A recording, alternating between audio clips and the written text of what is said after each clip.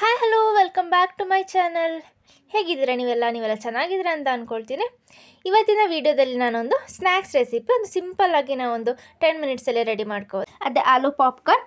So ನೋಡೋಣ ಬನ್ನಿ, ಈಸಿಯಾಗಿ ಯಾರು ಕೂಡ ನೀವು ಮಾಡ್ಕೋಬೋದು. ಒಂದು 2 ಆಲೂಗಡ್ಡೆಯನ್ನು ನಾನಿವತ್ತು ಮಾಡಿ ತೋರಿಸ್ಕೊಡ್ತಾ ಇದ್ದೀನಿ. ನೋಡ್ಬೋದು, ಹೊರಗಡೆ ಪೂರ್ತಿ ಕ್ರಿಸ್ಪಿಯಾಗಿ ಹಾಗೆಯೇ ಒಳಗಡೆ ತುಂಬ ಸಾಫ್ಟಾಗಿ ಬರುತ್ತೆ. ಸೊ ನೋಡೋಣ, ಮಕ್ಕಳಿಗೆಲ್ಲ ಇಷ್ಟ ಆಗುತ್ತೆ. ಸೊ ರೆಸಿಪಿ ನೋಡೋಕ್ಕೂ ಮುಂಚೆ ನನ್ನ ಚಾನಲ್ಗೆ ಹೊಸ ಆದರೂ ನನ್ನ ಚಾನಲ್ನ ಸಬ್ಸ್ಕ್ರೈಬ್ ಮಾಡ್ಕೊಳ್ಳಿ. ಹಾಗೆ ವಿಡಿಯೋ ಇಷ್ಟ ಆದರೆ ಲೈಕ್ ಮಾಡಿ.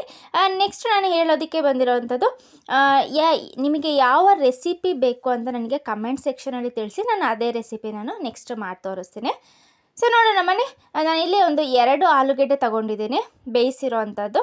ಅದನ್ನು ಚೆನ್ನಾಗಿ ಸ್ಮ್ಯಾಶ್ ಮಾಡ್ಕೊಳ್ಳೋಣ. ಆದಷ್ಟು ಪೂರ್ತಿ ಸ್ಮೂತಾಗಿ ಸ್ಮ್ಯಾಶ್ ಮಾಡ್ಕೊಳ್ಳಿ.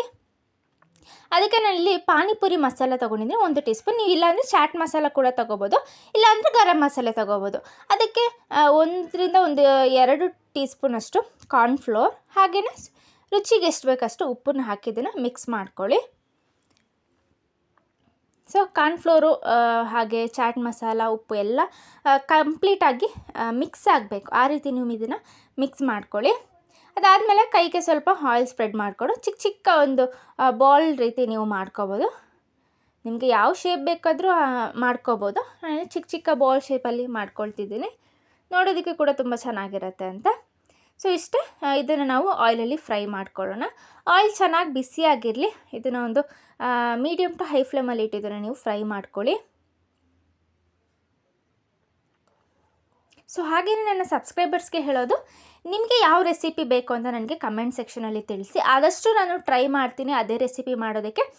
ನಿಮ್ಮ ಕಮೆಂಟ್ನ ನಾನು ಮೆನ್ಷನ್ ಮಾಡಿ ನಾನು ರೆಸಿಪಿನ ಮಾಡಿ ತೋರಿಸ್ತೀನಿ. ಸೊ ಇವತ್ತಿಂದ ಸ್ಟಾರ್ಟ್ ಮಾಡೋಣ. ಕಮೆಂಟ್ ಮಾಡಿ ರೆಸಿಪಿ ನಿಮಗೆ ಯಾವ್ದು ಬೇಕು ಅಂತ. ಸೊ ಇದನ್ನು ನಾವು ಗೋಲ್ಡನ್ ಬ್ರೌನ್ ಬರೋ ತನಕ ನಾವು ಇದನ್ನು ಫ್ರೈ ಮಾಡ್ಕೊಳ್ಳೋಣ. ಒಂದು ಸಿಂಪಲ್ ಸ್ನ್ಯಾಕ್ಸ್, ಬೇಗ ಕೂಡ ರೆಡಿ ಮಾಡ್ಕೋಬೋದು. ಹಾಗೆಯೇ ಮಕ್ಕಳಿಗೆ ದೊಡ್ಡವ್ರಿಗೆ ಎಲ್ರಿಗೂ ಕೂಡ ಇಷ್ಟ ಆಗುತ್ತೆ. ಸೊ ನೀವು ಕೂಡ ಟ್ರೈ ಮಾಡಿ ನೋಡಿ. ನಾನು ನೋಡ್ಬೋದು, ಇಲ್ಲಿ ಗೋಲ್ಡನ್ ಬ್ರೌನ್ ಬಂದಿದೆ. ಸೊ ಇಷ್ಟ ಆದರೆ ಸಾಕು. ಇದನ್ನು ಬಿಸಿ ಇರುವಾಗಲೇ ತಿನ್ನಿ, ತಣ್ಣಗಾದರೆ ಇದು ಮೆತ್ತಗಾಗಿಬಿಡತ್ತೆ. ಸೊ ಬಿಸಿ ಇರುವಾಗಲೇ ತಿಂದರೆ ಇದು ಕ್ರಿಸ್ಪಿಯಾಗಿರುತ್ತೆ.